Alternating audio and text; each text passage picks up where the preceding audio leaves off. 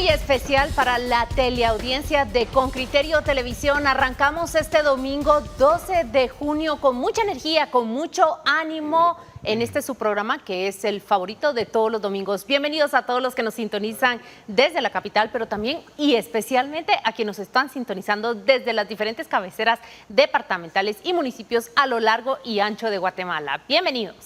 ¿Qué tal? Buenas noches. Llegamos prácticamente a la mitad del mes de junio, que es el mes también que marca la mitad del año, y aquí estamos como todos los domingos para conversar con ustedes. Muchas gracias por su atención y su presencia.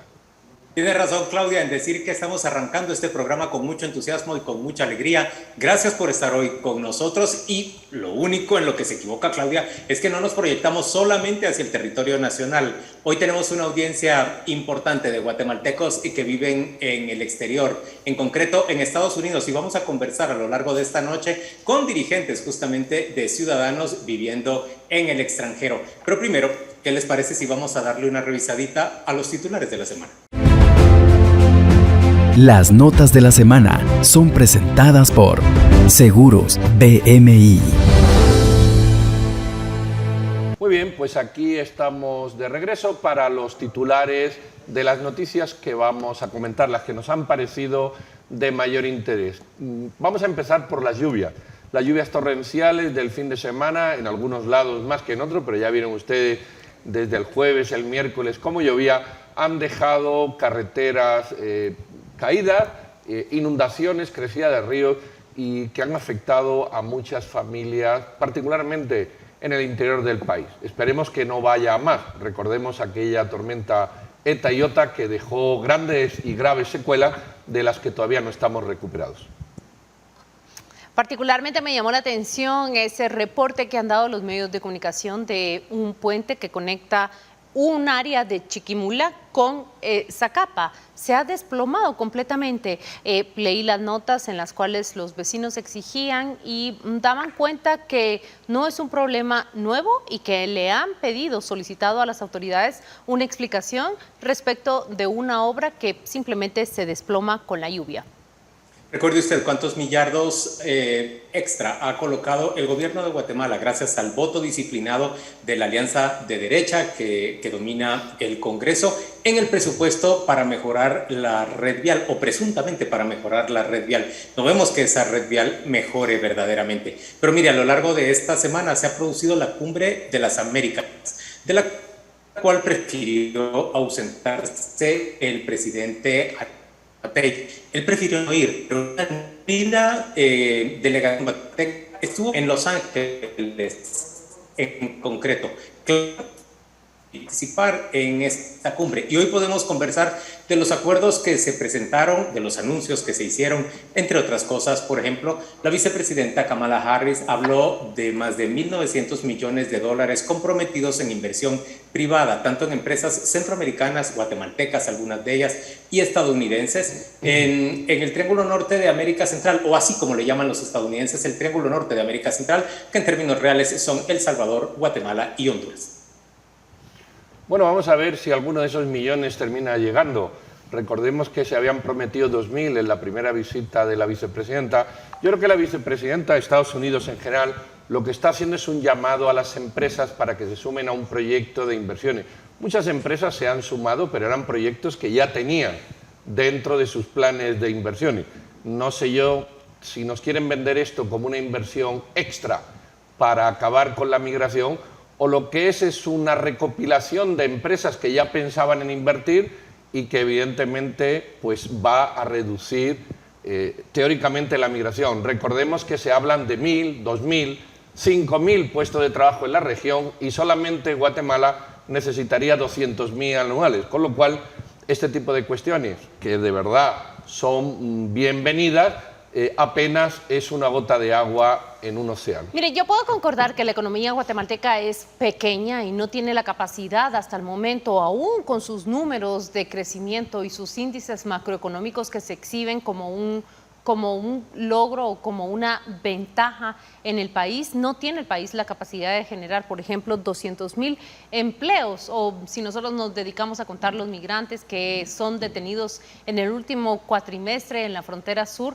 nos damos cuenta de la incapacidad que tiene la plaza local de crear esos puestos de trabajo. Sin embargo, les diré que un anuncio, por mínimo que sea, me llama la atención: la instalación de esa fábrica para ensamblar automóviles que va a fundarse directamente a uno de los municipios que provee un número importante de migrantes, allá en San Marcos. Se trata de una filial japonesa que tiene su sede en Estados Unidos y que ha decidido hacer una inversión que se proyecta en el mediano plazo, es decir, 2023, 2024 y 2025, para la generación de empleos. Segundo, me parece mínimo, sí, los acuerdos a los que se han llegado. Me parece que las 11.000 visas que se piensan distribuir en los 3 países del norte de Centroamérica también son muy pocas para la necesidad que se plantea, pero sobre todo analizarlo en términos de mercado.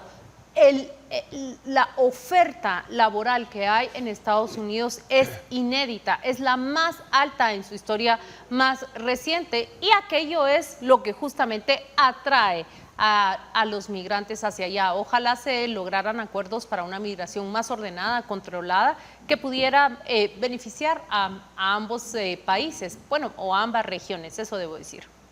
Miren, entre la delegación de guatemaltecos que viajaron, que sí estuvieron dispuestos a viajar a Estados Unidos y que participaron en ese anuncio de la vicepresidenta Kamala Harris, se encuentran empresarios nacionales, entre otros los de Agroamérica, quienes entrevistamos nosotros en Radio Con Criterio, y nos explicaban justamente de sus planes de inversión que fueron anunciados en Estados Unidos en el marco de la Cumbre de las Américas. La siguiente noticia que vamos a presentarle procede también de Estados Unidos. Vea usted cuán interrelacionados estamos, guatemaltecos y estadounidenses. Manuel Valdizón, el ex candidato presidencial que fue condenado a 5 años de prisión en Estados Unidos y que logró un acuerdo con la Fiscalía estadounidense, ha sido liberado. Se ha reducido su pena, como se esperaba ya, en el transcurso de este año, y el señor Valdizón, que enfrenta en Guatemala por lo menos 2 órdenes de captura, ha decidido solicitar asilo en Estados Unidos, de manera que se inicia ahora un largo proceso para establecer si las autoridades estadounidenses le otorgan ese asilo,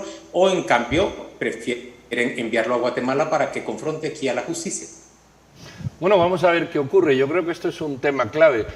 A efectos fuera de los Estados Unidos, que a una persona como el señor Valdizón, un delincuente absoluto, un delincuente, un lavador de dinero condenado en Estados Unidos, de 50 meses de prisión, a los 21 los liberen, es evidente que nos choca a todos los que vivimos fuera de Estados Unidos. Supongo que a lo mejor algunos de los que viven allí también. Yo no sé qué va a hacer Estados Unidos. Si Estados Unidos encima le da asilo político, la pregunta es: ¿qué nos reclama Estados Unidos tanto con nuestra lucha de la corrupción? Si justamente Mario Richacón, el señor Archila, este señor del puerto, que siempre se me olvida el nombre, el señor del crédito hipotecario nacional, los tienen allí viviendo de las rentas, viviendo de lo que robaron, con una prisión o una pena mínima, y al final pues quieren que se haga justicia cuando uno duda de lo que hacen por allá. No sé si lo van a retener o lo van a devolver para que enfrente aquí 2 cargos que nos dijeron hace poco que tiene el señor Valdizón en la Fiscalía. Bueno, yo creo que solo que he visto cierta confusión en relación al tiempo de prisión que ha pasado Manuel Valdizón en Estados Unidos. Él ha cumplido su pena. Las leyes estadounidenses, como las leyes guatemaltecas, contemplan una reducción cuando se cumplen determinados requisitos. Él ha colaborado con la justicia estadounidense, ha participado incluso en investigaciones junto con el FBI para esclarecer cierto tipo de hechos que le atañen directamente a Guatemala. Entonces, él encuentra ese beneficio en correspondencia con su colaboración y con su disposición con la justicia estadounidense. Ese es el punto número 1. También el punto número 2 contempla que, aparte de su pena de prisión, él ha sido sometido a multas que son equivalentes o que la justicia estadounidense pretende hacer equivalentes al tiempo que ha invertido allá. Esto no es una defensa del sistema de justicia estadounidense porque basta leer los diarios de aquel país para leer los grandes desafíos, las grandes fallas que tiene ese sistema, pero quizás para presentarlo en perspectiva. Ahora, su solicitud de asilo que la ha hecho bajo el argumento de que no tendrá una justicia imparcial acá en Guatemala, hace falta ver cómo la acoge Estados Unidos y que sobre todo si hay una negociación entre el país y el procesado. Él enfrenta cargos acá por 2 casos, financiamiento electoral ilícito. Recuerden ustedes que ese delito ha sido modificado por la Corte de Constitucionalidad y eso ha implicado tanto beneficios para quienes aportaron para los partidos políticos como para quienes recibieron. El mejor ejemplo es la UNE y Sandra Torres. Y segundo, el caso de Odebrecht, que se encuentra prácticamente no solo empantanado, sino sujeto a una serie de modificaciones en la actual Administración de Justicia. Y por si eso fuera poco, los bienes que le confiscaron aquí al señor Manuel Valdizón, ninguno ha sufrido una sola variación. La Fiscalía no ha presentado peticiones en torno a esos confiscos. Así que hace falta camino por recorrer. La verdad es que el horizonte con lo que ha ocurrido aquí en Guatemala no se ve claro, todo lo contrario, uno puede intuir o temer impunidad a favor del ex candidato presidencial, pero mucho que comentar sin duda sobre ese tema. Hay muchos elementos todavía que ver que se concreten o que se transparenten en este proceso. Solo antes de entrar exactamente a los elementos que se refieren al señor Valdizón, recuerde usted que los sistemas de justicia funcionan de manera que a muchas personas nos cuesta comprender. Recuerda el caso del señor Pérez Maura de terminal del Puerto Quetzal, terminales de Barcelona, que luego usa más de $30 millones para sobornar a funcionarios guatemaltecos. Se inicia un proceso en contra del señor Pérez Maura, se le acusa en Guatemala y España simple y sencillamente decide no enviarlo al país para que aquí enfrente la justicia por ese gran robo que se produjo al repartir una millonaria cantidad entre funcionarios del Partido Patriota y del gobierno de Otto Pérez Molina. Ese es solo uno de los casos. En materia de Manuel Valdizón, recuerde usted que el hijo de Manuel Valdizón acompañó al presidente electo Alejandro Yamatei en diferentes reuniones que se produjeron en República Dominicana, que cuando él era candidato todavía era acompañado por el hijo del señor Valdizón. Otras personas del entorno del señor Valdizón han sido también funcionarios cercanos o consejeros cercanos del presidente Yamatei, como el señor Edgar Barquín, por ejemplo, y es difícil entender cuán cercanos o cuán distanciados se encuentran el señor Valdizón y el presidente Yamatei. Nada más hay que pensar también que el señor Valdizón sin duda debe haber revelado información que será útil para las autoridades estadounidenses para obtener esa condena que terminó siendo tan relativamente baja frente al sistema de justicia de aquel país.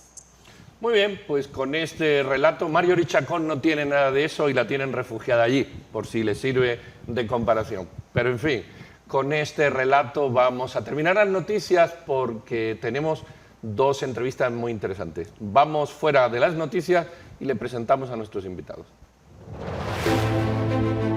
Las notas de la semana fueron presentadas por Seguros PMI.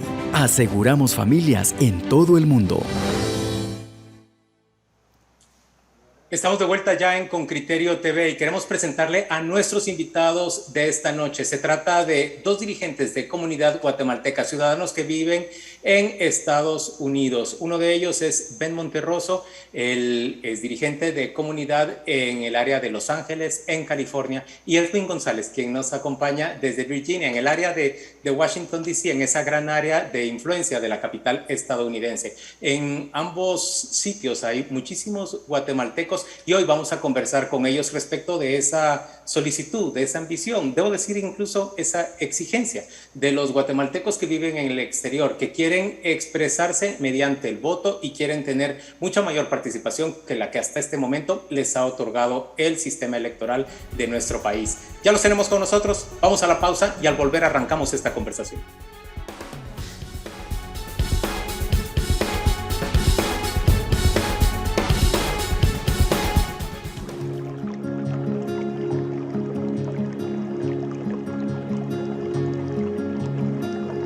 Bienvenidos a este segmento de Himalaya. Preste atención porque a lo mejor a usted le están aquejando algunos dolores musculares y se está preguntando si es un signo de que la edad avanza. Hoy hemos invitado al doctor Leonzo Ventura Tebalán, especialista en medicina china oriental. Bienvenido, doctor. ¿Cómo está? Bien, gracias. Mucho gusto. Contento de estar nuevamente con ustedes. Doctor, ya adelanté el tema que vamos a tratar. Y quiero plantearle la siguiente preocupación que pueden tener las personas. Ante dolores musculares que aparecen de un momento a otro, pueden alarmarse y pensar que es signo de envejecimiento. ¿Es así, doctor? Pues realmente lo podríamos ver así, definitivamente. Y por eso viene la expresión de, ay, me siento como viejito, me siento como anciano, porque hacemos la alusión de que este tipo de achaques suele verse en personas de la tercera edad. Y lo que pasa con los dolores musculares de las articulaciones normalmente son el resultado de procesos inflamatorios. Y un proceso inflamatorio normalmente ocurre cuando el cuerpo está tratando de reparar algún tejido, alguna célula que se ha dañado. Doctor, ¿existen profesiones, personas, hombres, mujeres, treintones, cuarentones, cincuentones, más propensos para padecer de dolores musculares? Podríamos decir que hasta cierto punto sí. Por ejemplo, las personas que hacen trabajos repetitivos, ¿verdad? Constantemente, qué sé yo, cualquier trabajo repetitivo todos los días, obviamente están más predispuestos a lesiones, a rupturas de microtejido conjuntivo. Por lo tanto, el cuerpo está constantemente tratando de reparar ese tejido y por ende tenemos un proceso inflamatorio y por eso tenemos dolor, ¿verdad? Pero en términos generales podemos ver que ahora cualquier persona puede padecer esto. Yo creo que tiene que ver mucho con nuestro estilo de vida y nuestro estilo alimenticio. Doctor, está hablando de procesos inflamatorios o inflamaciones. ¿Hay algunas que debamos tener en cuenta para que cuando se presenten los síntomas, considerarlas a la hora de visitar al médico? Definitivamente. Yo creo que en términos generales, como digo, nosotros constantemente estamos, nuestras células están muriendo y nuestras células se están regenerando. Es decir, nuestro cuerpo está en constante proceso inflamatorio. Pero nosotros empezamos a sufrir inflamación crónica cuando nuestro cuerpo es incapaz de sanarse o repararse a sí mismo y está luchando. Entonces nosotros podemos ayudar a nuestro cuerpo, porque si tenemos ya un dolor crónico, es decir, que nuestro cuerpo está siendo incapaz de reparar un tejido que está dañado. Entonces ahí es donde viene el consumo de frutas, vitamina C, vitamina E, el cual encontramos en aceites naturales como aceite omega del aguacate, aceite de olivo, ¿verdad? Todos sabemos de la vitamina C, pero también la vitamina D es muy importante para fortalecer y potencializar nuestro sistema de reparación de todos esos tejidos que se van dañando. Y de esa manera disminuimos la inflamación y los dolores crónicos. Ya nos habló de los remedios caseros, de la buena alimentación. Para terminar brevemente, ¿qué nos puede aliviar? ¿Cuáles son los tratamientos? Pues aparte de la vitamina E, vitamina C, vitamina D, más fruta, más vegetales, suficiente agua, el ejercicio, el reposo, Rumalaya. Rumalaya es un excelente antiinflamatorio por lo que viene a fomentar y a potencializar ese proceso de reparación de tejido profundo. Doctor Leonzo Ventura Tebalán, muchas gracias por su tiempo, por sus consejos. Que esté muy bien. Muchísimas gracias. Un gusto.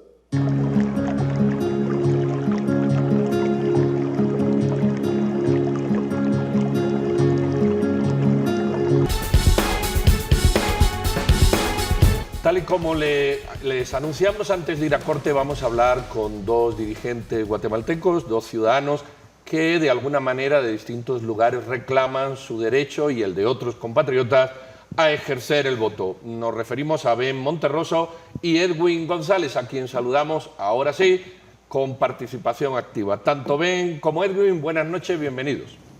Muy buenas noches y muchas gracias por la oportunidad. Don Juan Luis tiene la primera. Muy bien, ¿qué les parece si arrancamos pidiéndole a cada uno de ustedes que en el periodo más corto, menos de un minuto, cada uno nos diga cuál es la situación de los ciudadanos guatemaltecos que viven en Estados Unidos y que querrían poder participar en el proceso electoral del año entrante? Arranquemos con Ben. Gracias nuevamente por la oportunidad y muy buenas noches. Mira, yo considero que esta es la segunda vez que se nos da la oportunidad a los guatemaltecos que vivimos en el extranjero de poder ejercer el voto. Cuando se le dio el voto al guatemalteco fue un voto a medias. ¿Por qué? Porque solo podemos votar por el presidente, no podemos votar por diputados, no podemos votar por concejales y mucho menos podemos votar por el distrito 24, que yo le diría. Entonces estamos interesados en que no se repitan las mismas elecciones que se repitieron en la última elección. ¿Por qué? Porque se gastaron sin fin de fondos, pero al final del día la participación fue muy mínima. Pero quiero aclarar que la participación no fue por falta de interés de los guatemaltecos en el exterior, sino fue por falta de información y hacer un plan de trabajo que pudiera llevarnos a un éxito. Y eso es lo que estamos previendo en esta ocasión. Hay muy buenas voluntades, pero no podemos nosotros juzgar las buenas acciones, sino que queremos juzgar los resultados, y en este momento no parece que vamos en un buen camino. Edwin González, ¿cuál es la situación de los guatemaltecos en Estados Unidos? ¿Por qué votaron tan pocos en la elección anterior y por qué ahora podríamos prever que muchas más personas estarían interesadas en participar? Gracias, Juan Luis, y a Concriterio por permitirnos estar esta noche en nombre de la comunidad de guatemaltecos en el extranjero. Esto que ha pasado nos preocupa a un grupo de organizaciones, por eso nos hemos reunido para trabajar con esto. Con B desde el año 2019 iniciamos a trabajar este proyecto. Somos más de 4 millones acá en Estados Unidos ya de guatemaltecos residiendo. De estos ustedes tal vez tienen conocimiento, solamente 387,000 guatemaltecos que residen acá tienen su DPI. Y de estos únicamente hay hasta el momento, solo hay empadronados como 70,000. 64,000 que fueron en las elecciones anteriores, que participaron en las elecciones anteriores, y ustedes se dieron cuenta que solo en la primera vuelta como 700 y pico de guatemaltecos votaron en la primera vuelta, y en la segunda como 500, y esto nos preocupó bastante. Por eso nos reunimos un grupo detrás de nosotros, de mí, de Ben, hay un grupo de organizaciones y de líderes, no somos solo nosotros que estamos trabajando fuertemente en esto.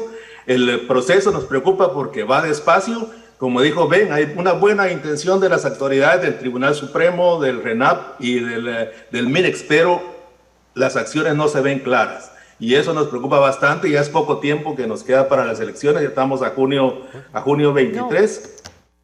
Y créanme, estamos haciendo lo mejor posible para poder trabajar y llegar a un entendimiento con ellos. Ben, se me ocurre preguntarte lo siguiente, que supongo que Edwin también tendrá una respuesta. Si es corta, la podéis hacer los dos.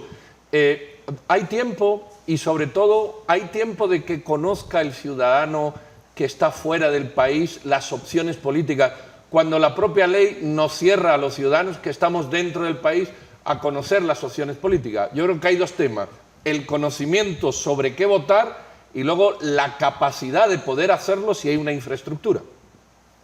Bueno, si me permites, yo lo que podría decir es que por eso que queremos una campaña que sea apropiada para lo que estamos haciendo. Número uno, ocupamos documentar a la comunidad para que podamos empadronarnos para poder votar. Desafortunadamente, los números lo indican.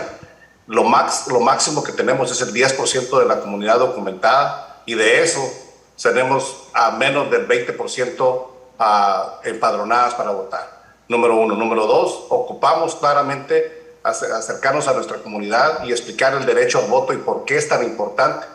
Y los candidatos ya están empezando a venir disfrazados de diputados, pero están viniendo a buscar el apoyo de los guatemaltecos desde ya. Y yo creo que eso es la segunda parte, la tercera parte del programa de nosotros, es asegurarnos de que el voto cuando se dé, no solamente sea un voto informado, pero también un voto donde tengamos la posibilidad de votar, no como se hizo el año 19, cuando solo fueron 4 ciudades las que tuvieron lugares para votación, dejando así afuera sin fines de miles y millones de guatemaltecos sin poder participar.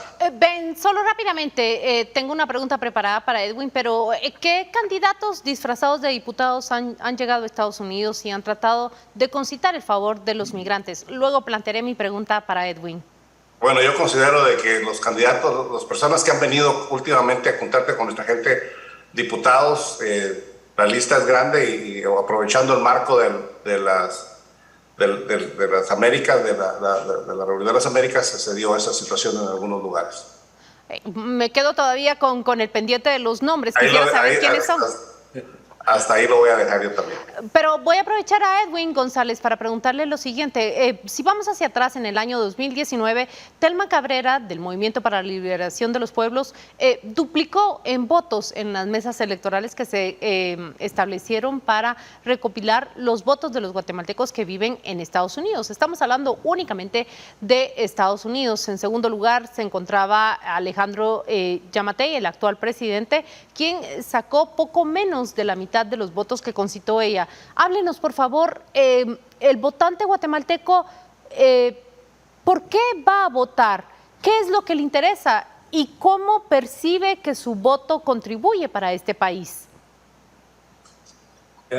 Hablando de las personas que mencionaste que votaron por Telma, tú viste que en las últimas elecciones la candidata a la señora fiscal, en su última entrevista que tuvo en CNN, le pasó su legado político a Telma Aldana. Y eso es una inclinación bastante fuerte acá en Estados Unidos que inclinó los votos hacia ella acá en este momento.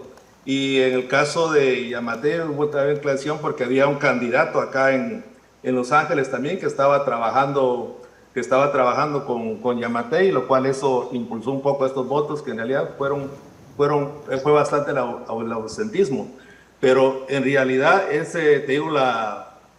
hay bastante desinterés de la comunidad guatemalteca en el voto. Eso es algo que tenemos que cambiar y esto ocasiona, por lo mismo, por la situación actual que se encuentra en Guatemala, ellos al ver la corrupción que existe, todos estos problemas que existen en Guatemala, cómo ellos no se vinieron contentos, tuvieron que emigrar. El mismo sistema los forzó a emigrar. Todo esto le ha afectado y ha mostrado, y esto es lo que ha originado un desinterés de la población.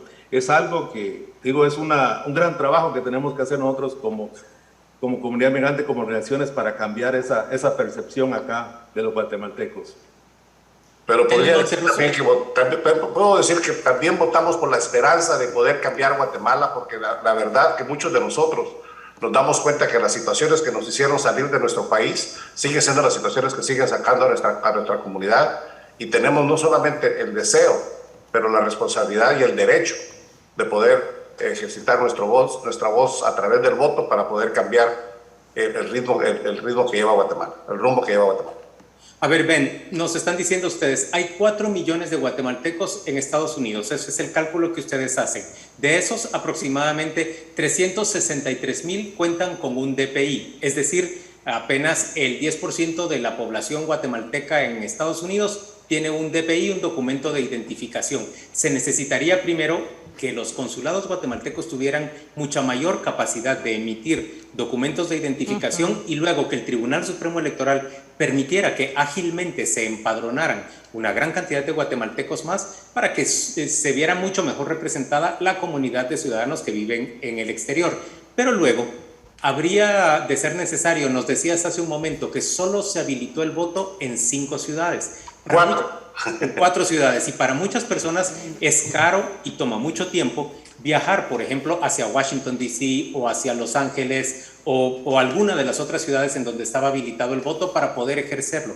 ¿Qué necesitaríamos, además de eso, y una campaña de información para que los guatemaltecos verdaderamente puedan participar? Los guatemaltecos que cada mes envían, bueno, en el mes de mayo, 1.5 millardos de dólares al país. Recibimos con mucho gusto su dinero y nuestra economía vive en buena medida gracias a ese dinero, pero no pareciera haber la misma correspondencia a la hora de agilizar el voto de los guatemaltecos. ¿Qué exigen ustedes? ¿Qué piden que se haga? Primeramente agradezco tu pregunta porque sí hay cosas que se pueden hacer. Pero número uno que se debe de hacer es asegurarse que todos los consulados, no solo 10 consulados en los Estados Unidos, puedan emitir el DPI, porque en esta altura solo 10 consulados están emitiendo el DPI. A la misma ¿Cuánto vez, tarda en emitirse un DPI para una persona en Estados Unidos? dependiendo el tiempo, dependiendo del estado, puede ser desde 4 a 10 semanas para que te den un DPI. Pero el DPI no es el problema, sino que tiene el otro problema, es de que las citas en los consulados, está todo amarrado con la situación de que también las citas no son las más efectivas. Pero que se puede hacer algo, y no solamente se puede, se debe de hacer algo. Número uno, asegurarse que el tribunal, las personas puedan sacar su DPI en todos los consulados, no solo en 10 consulados a través de los Estados Unidos. Número dos, habilitar que los DPIs que se estén dando de aquí en adelante, que se utilice el mismo sistema que se está utilizando en Guatemala para que la gente pueda quedar empadronada, si es que así lo desean, cuando vayan a sacar su DPI. Número tres, los 380,000, 50,000 DPIs que ya existen de las personas que tienen ese DPI en los Estados Unidos, que no están empadronados, que los agreguen al padrón electoral como se hizo en el 2019. Y la última, tenemos un número de DPIs en los diferentes consulados que no se han entregado. ¿Por qué no entregarlos y hacer una campaña y asegurarse de que los DPIs en el futuro no tengamos que hacer 2 viajes para ir a la oficina a sacarlos, sino que de una vez nos lo manden a nuestra casa como es normalmente que recibimos nuestros documentos? Entonces, esa es la primera parte, la documentación, y ahí mismo podemos tocar el tema del empadronamiento. Si se llegase a agregar al padrón electoral los que ya existen, que no están empadronados, y se van a darle la oportunidad a los que no tienen la oportunidad, a los que van a sacar el DPI, que se puedan empadronar. Entonces podríamos contar con un número mayor de personas listas para votar y cambiar los documentos. El DPI no es el único que debería de ser, porque los guatemaltecos en el exterior, el DPI no nos sirve como nos sirve igual que en Guatemala. Es un documento importante, pero tenemos que buscar otros documentos y la ley lo permite. Edwin, estamos en tiempo, pero no me voy a resistir a esta pregunta. Claro. ¿Cuál es la voluntad real de los ciudadanos que están fuera del país en votar? Hay algunos oyentes aquí que nos dicen, bueno, eso siempre se habla, pero siempre el voto en el extranjero es mínimo en todos los países. Hay miedo de muchos de que son ciudadanos o personas que están ilegalmente en Estados Unidos, no se atreven a dar la cara a lo mejor al ir a votar. Ese ambiente que se discute, ¿cómo lo ve usted? Sí, claro, pero primero te digo, el primer punto es la falta de información, de comunicación, de divulgación por parte del Tribunal Supremo Electoral. Es un punto muy importante para darlo a conocer en todo Estados Unidos, y entre veces no llega a todos los lugares acá en Estados Unidos. Lo segundo, lo anterior que te mencioné, que es el desinterés también que hay de los guatemaltecos, porque aún en las campañas que ha habido para empadronarse, ya han habido 12 campañas que no han sido fructíferas acá. Se ha visto, se han gastado más de 2 millones quetzales en 12 campañas. Ha salido bastante caro cada uno de esos empadronamientos. Y te digo, ha sido por eso. En primer lugar, cada persona pierde un día de trabajo y los lugares están muy retirados. Y otra parte, que muchos están en un estatus irregular, lo que a veces les da temor y miedo de acercarse a estos lugares, para empadronarse. Ustedes supieron el problema que pasó en Maryland cuando se llamó a la policía en una ocasión, y esto provocó también más temor en la comunidad migrante. ¿Cuánto desafío que está enfrentando esta intención para que los guatemaltecos que se encuentran en el extranjero puedan emitir su voto en el 2023? Muchas gracias a Ben Monterroso, a Edwin González, ambos dirigentes guatemaltecos allá en Estados Unidos, por atendernos en esta entrevista. Vamos a continuar invitándoles para que nos actualicen de qué respuesta reciben a sus solicitudes. Vamos a la pausa comercial. Muchas gracias por acompañarnos. Bueno, de regreso, y le vamos a presentar este tema que no es menos álgido que el anterior. Se refiere a la cantidad de partidos políticos que están surgiendo y que parecen nuevos, pero detrás de ellos están los mismos de siempre. Justamente eso es lo que queremos abordar. ¿Son nuevos partidos o son nuevas imágenes con los mismos políticos? Con lo cual, pues mejor que nos quedemos con el logo anterior, que por lo menos ya sabemos cómo funcionaba. Y vamos a hablar con un invitado que es Roberto Alejos. Ustedes saben que Roberto Alejos fue constituyente y actualmente es presidente de la Asociación Política Caminemos. Vamos a hablar de 2 o 3 partidos, particularmente de un partido que se llama Cambio, promovido por los hijos de Manuel Valdizón, y de otro partido que se llama Elefante, que está de alguna manera que tiene concentrado en el señor Portillo, ¿no? Que tiene memoria. Sí, tiene memoria, pero los demás también tenemos memoria y nos vamos a acordar del partido en cuestión. Venga, don Juan Luis, empieza en la lejanía con don Roberto, que ya lo tenemos ahí bien puesto y bien centrado. ¿Qué tal? Buenas noches. Buenas noches. Roberto, estaba pensando yo que para hablar justamente de la longevidad de nuestro elenco político en Guatemala, Suri Ríos tiene ¿cuántos años de participar en política? Alejandro Yamatei participó durante 20 años para lograr llegar a la presidencia. Bueno, estamos invitando a una persona que también tiene muchos años de participar en la política. Pero ¿qué te dice a vos esto que está ocurriendo en nuestro sistema? A ver, estamos viendo, por ejemplo, al partido político que Hugo Peña monta, el Movimiento Elefante, con Alfonso Portillo como el portabandera de ese partido. Y estamos viendo una especie de reciclaje del grupo de apoyo de Manuel Valdizón con este partido que pretende llamarse Cambio, pero que realmente no muestra demasiadas diferencias con respecto a lo que ya hay. ¿Qué es lo que te está diciendo a vos ese panorama? Bueno, brevemente, digamos, la buena intención que tuvimos los constituyentes y que de buena intención pasó a un gran problema. Y es que teníamos 2 temas enfrente. El fraude electoral, no vamos a hablar de él, y la participación que queríamos promover, que hubiera mucha participación de muchos partidos de todas las ideologías y creamos esos distritos electorales grandes, ese método de Hon, y hacer partidos políticos fáciles, entre comillas, sin mayores requisitos.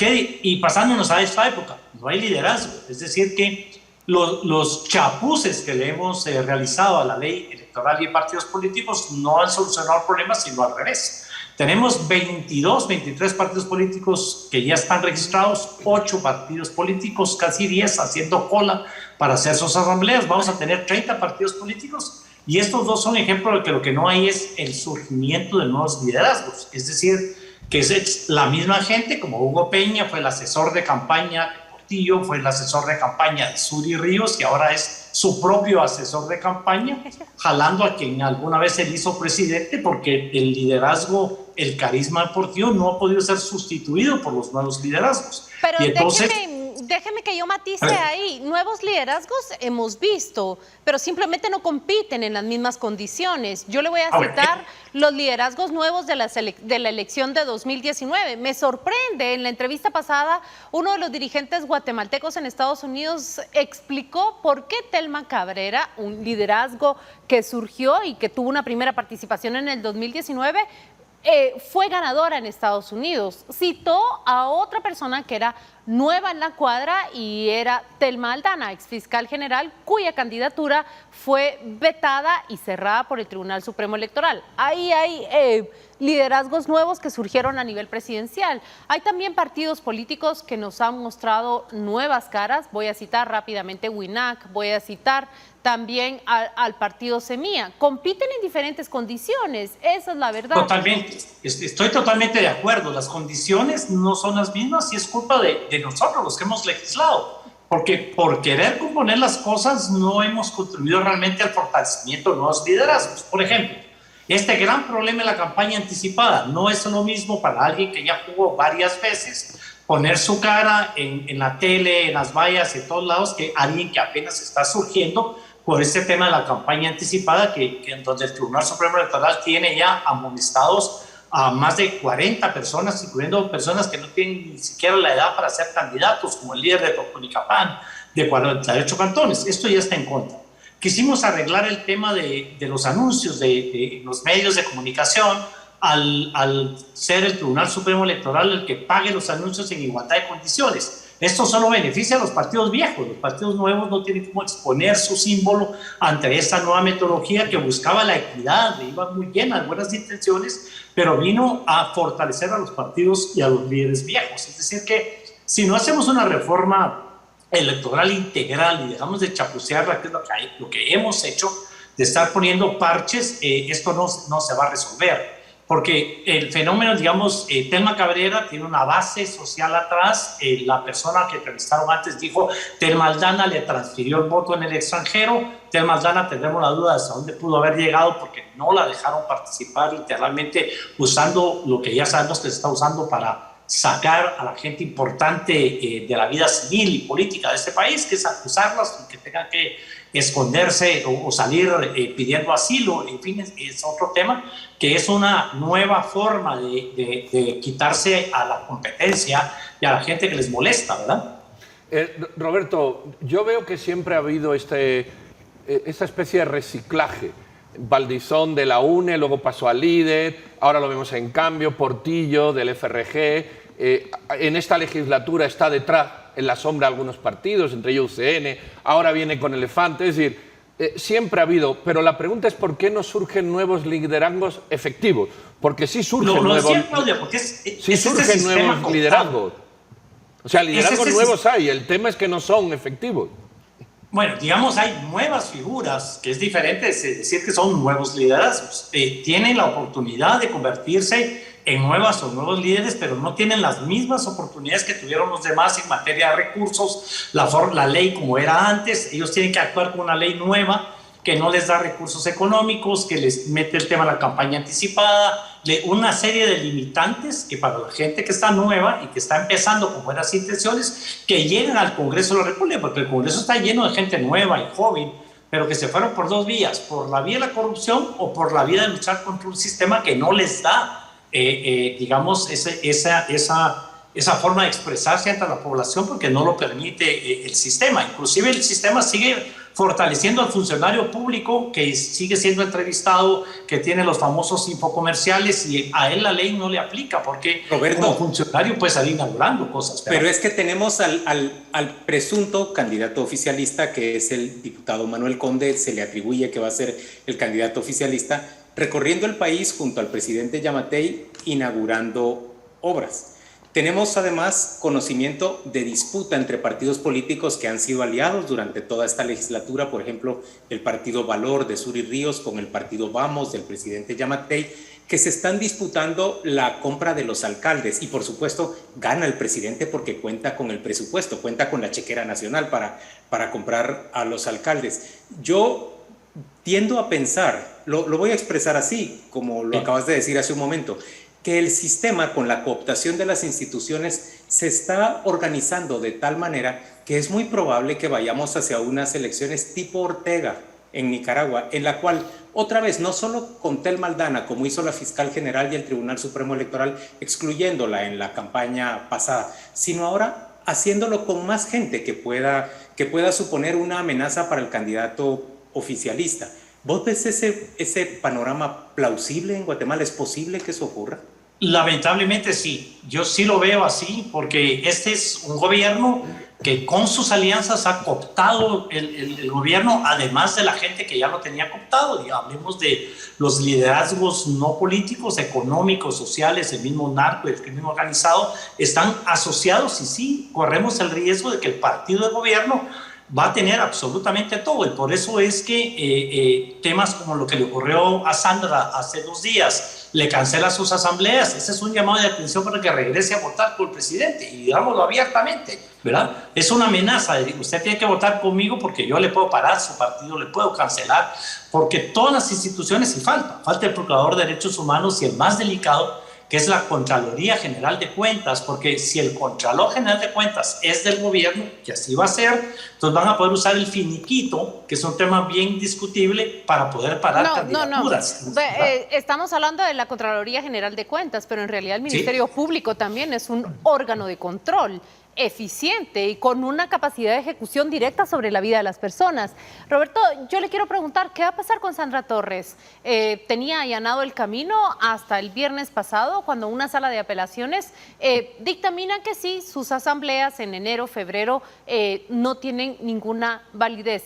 ¿Qué pasa en el cortísimo plazo con Sandra Torres?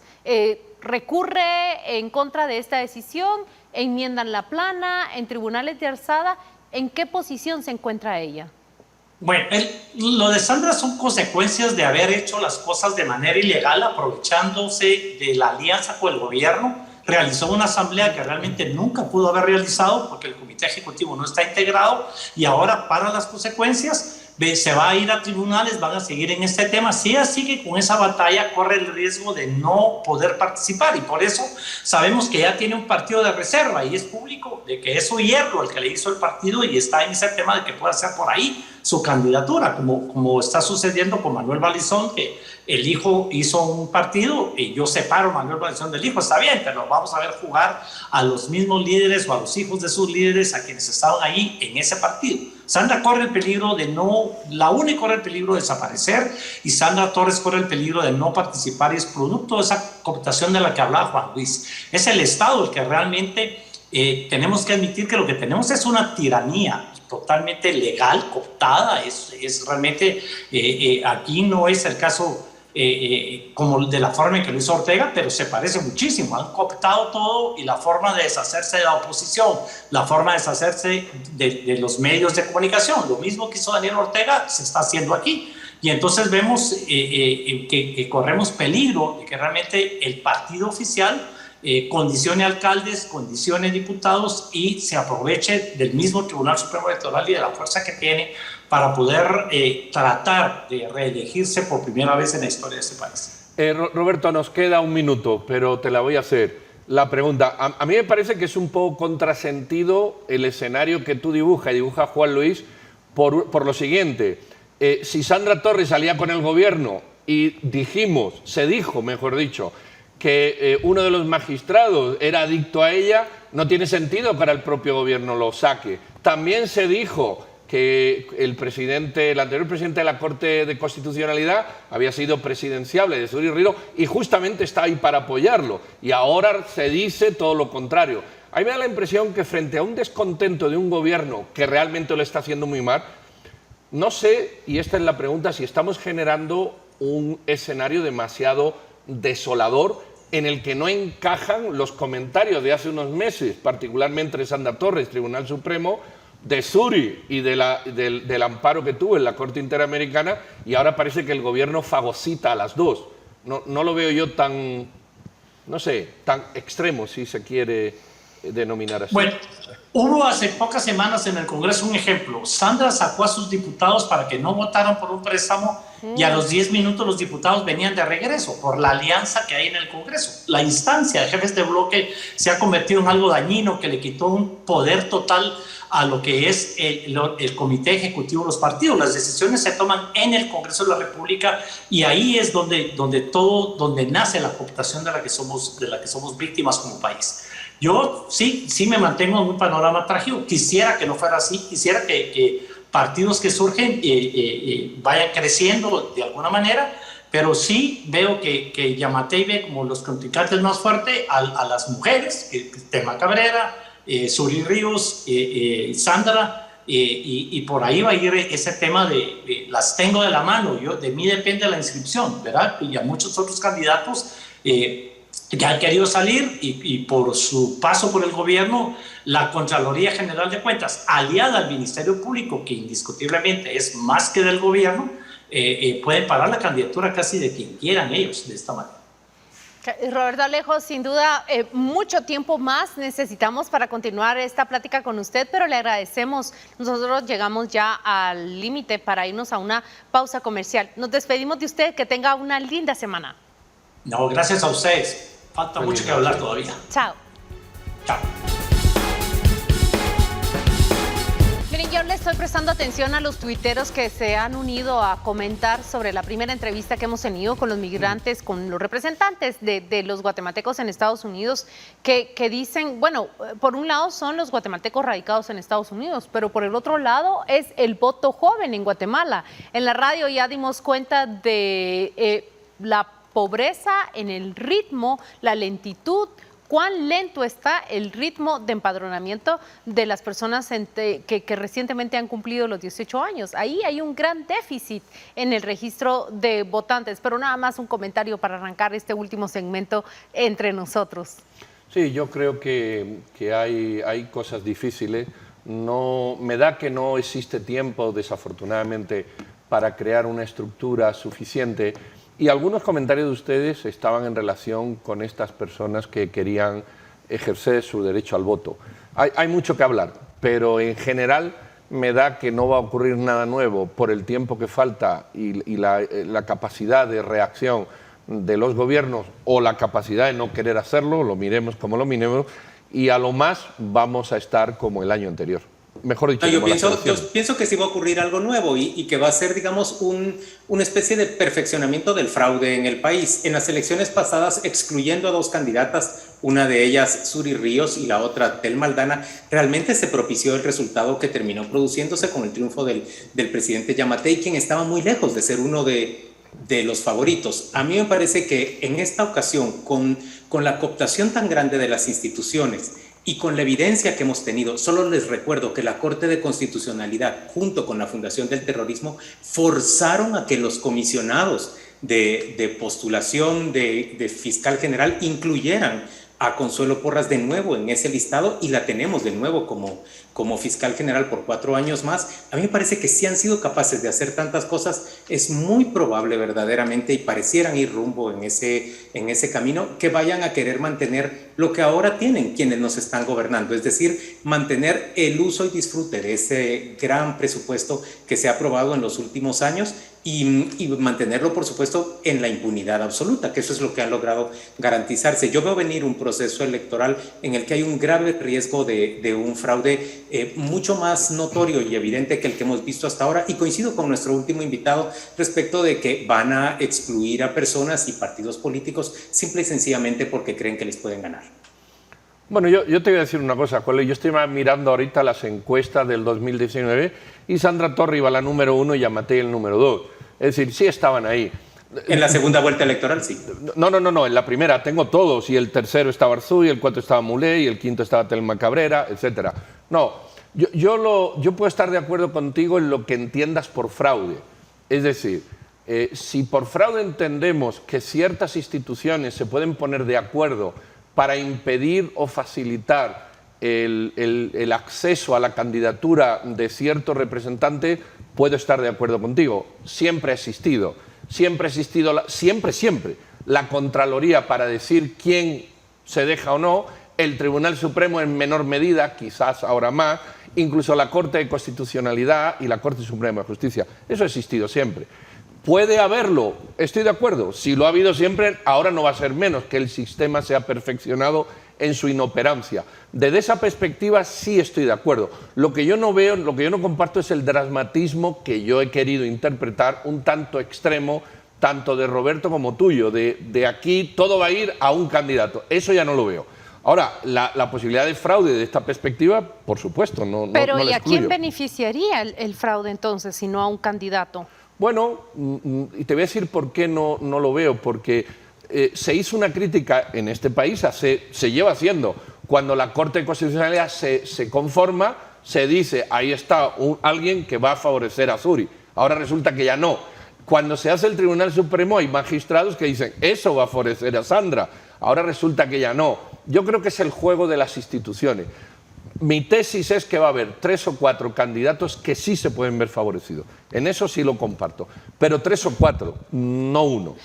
Mi tesis es que la manipulación va a ser muy grande y que se va a favorecer al candidato oficialista, que ese es el riesgo mayor, y tanto Suri Ríos como Sandra Torres lo saben, y saben también que Sandra Torres puede ser muy útil porque compitiendo ella incluso contra Manuel Conde le da posibilidades a un desconocido señor Conde que no tiene el menor carisma para ganar una elección, incluso así podría ganar la elección. Yo en cambio lo que veo es ese movimiento, por ejemplo, de la sala de apelaciones el último jueves, viernes, que prácticamente coloca contra las cuerdas esas asambleas que celebró la UNE, sí como una señal de que aquello que se creía camino ganado para Sandra Torres puede no serlo así. Ya veremos qué dicen los tribunales de alzada. Señores, recuerden, la Corte de Apelaciones y Corte Suprema de Justicia no ha sido renovada y está por cumplir su 3er año. Es evidente que van a preferir elegir a la nueva Corte Suprema de Justicia y Corte de Apelaciones hacia finales del año 2023. Pero Claudia, ¿por qué no ha sido renovada la Corte Suprema de Justicia? Porque es muy conveniente tal y como está. Porque es aliada en la cooptación de las instituciones. Lo que Pedro no quiere ver y dice, ¿esto siempre ha sido así? No. No siempre ha sido así. Aquí hemos tenido un régimen con instituciones más sólidas en tiempos anteriores y lo que ahora tenemos, francamente, es una cooptación total. Este es el país en donde los magistrados de una Corte de Apelaciones y Corte Suprema de Justicia se negociaba con un procesado que acumula 5 casos de corrupción. Es así de inaudito. Sí, y siempre ha habido narcos en el Congreso, pero es que parece que ahora estamos descubriendo lo que ha pasado siempre. Ahora lo que es más visible, más descarado, más contundente y con un efecto mucho mayor. Evolucionó, evolucionó porque todo aquello que se denunció en el pasado se mantuvo en impunidad, se permitió y ahora hay una evolución. Aquí vemos a una señora Torre que sigue peleando después de que se divorciara del marido, se declarara madre soltera para ser candidata. Vamos, que eso es de hace 2008. Que el fraude empezó hace años, lo empezó hace mucho. O el señor Portillo. Televidentes, solo pregúntense ustedes a sí mismos. Ese discurso de que esto siempre ha sido así, ¿no es una forma de defender lo que está ocurriendo en este momento y decir, qué más da que sigan las cosas igual? Piénselo usted, por favor. Piénselo usted más que nosotros. Ya es hora de despedirnos. Gracias a todos por acompañarnos. Pedro y Claudia, mañana, ¿verdad? A partir de las 6 de la mañana, peinaditos y muy listos para conversar en Radio con Criterio 100.1 FM. Feliz.